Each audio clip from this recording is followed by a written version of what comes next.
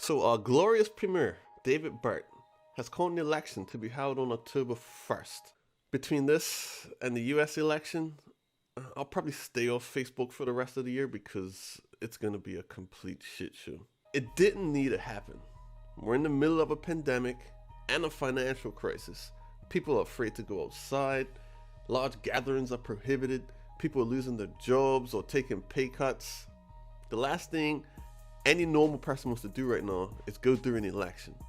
And nobody will complain if they delayed it for a year or two. So why is Burt so intent to have it now? And how did he get the governor to sign off on this? First, I need to explain a totally unrelated concept, right? From basketball. Exploiting mismatches. You all know basketball. It's typically a game where you have 5-on-5 players, right? And one team's attacking and one team's defending. One concept in basketball is to exploit a mismatch. Like, let's say someone's guarding me and that person is a lot smaller than I am, or just not as good at the game as I am. So my team might decide, okay, let's let Omar exploit this matchup. So he's gonna take the ball and then try to score because the other guy can't stop him. That's exploiting a mismatch. So what does that have to do with Bermuda politics? Well, I'm asking you to think of it as a game between PLP and OBA. And in this game, we have Craig Cannoner, the opposition leader, guarding David Burt, the Premier. And if you've been keeping up with the news lately, you know that Cannoner is getting his butt kicked. It's a huge mismatch. Let me give you one example. So there was a story a couple weeks ago where Cannoner was being asked about a recent resignation, Trevor Munnis, from his cabinet, right? Trevor Munnis had been a career politician many years, over 27 I think, and he eventually retired, right? So this is basically what Cannoner said in the interview.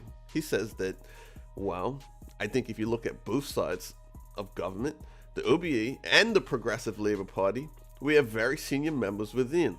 So I anticipate there will be some more people on both sides that will resign, just like Trevor Munnis did, right? That's what he said. On the surface, it's a pretty innocent comment. I mean, people retire at some point, right? Trevor Munnis had been in the cabinet for 27 years, so eventually he's going to retire, and eventually other people are going to retire. It's common sense. So what happens next? Premier Burt sees this and then posts something weird on his Twitter feed. He makes this public post about how he was attempting to have a meeting with Craig Cannoner to discuss a recent interview he did about people resigning from his cabinet and from his party, and it needs to be discussed and blah blah blah. He's making this big public show and dance about it. And when I first saw this, I'm thinking, well, what the hell is he doing this for? Like, he couldn't just send him an email or something? Like, why does this need to be a big public spat? Well, the answer to that came out recently in this whole general election call. If you look at Burt's reasonings for calling the elections, he quotes a few things. And this one is why I bring all this up. He says he wants to allow MPs who wish to retire the opportunity to do so. So you see what he did there? He took a very innocent interview by Craig Cannoner, completely twisted it, flipped it on its head, and turned that into one of the pillars of his arguments as to why we should have a general election right now. And hey, that's politics, man. So this is one of many examples of the OBA and Craig Cannoner in particular being exploited and barely outplayed in a political game of basketball that allows the PLP to force the governor's hand and call a general election. So all that said, I know I haven't explained why he wants to call the election, but what I'm doing here is showing you that when it comes to deciphering a politician's actions, you need to look ahead. You need to think into the future, you know? So what does the PLP have to gain over the next several years by calling a general election right now? Well, when I look into the future, I see a lot of dark times ahead. Look, the government's handling of the COVID-19 pandemic was excellent, but the fallout has only just started. Bermuda's outlook was bleak before the pandemic, and now it looks even worse. More people are going to lose their jobs, more businesses are going to close, and prices will continue to rise. PLP has some tough decisions to make, and it's going to bring their battle with the unions to a head.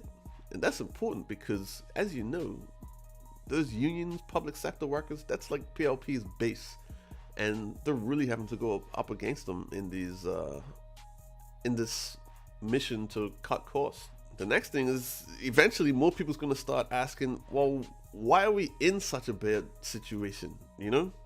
I mean, it's true that nobody can predict a pandemic, but planning for a rainy day is a fundamental part of any household, you know? I'm sure anybody looking at this video thinks, oh, you know, maybe I should balance my budget, or maybe I should put a few dollars away just in case something happens. Well, that's something that our government has somehow failed to do all this time. And what happened to all the fancy plans and the new industries that PLP promised during their election campaign 4 years ago? You know, where's all the fintech jobs that PLP was promising a few years ago? You know, where's the improvement to the cost of living? I haven't seen any of that. Have you? I think Burt is looking forward, and he sees some rough times ahead for his party, right? And that's the reason he's pushing for this election right now. It's not about saving money or being efficient, it's about power. And Burt saw an opportunity to exploit a weak opposition party to solidify the PLP's grip on the government. And that's it. It's all about power. So here's one more prediction for you. We're going to have this general election in October, and PLP is going to win another landslide victory. And with 4 more years of job security and no threat from the opposition, I'm sure they'll get right back to work being an effective government that exercises their political authority to serve their constituents and improves the lives of everyone living in Bermuda.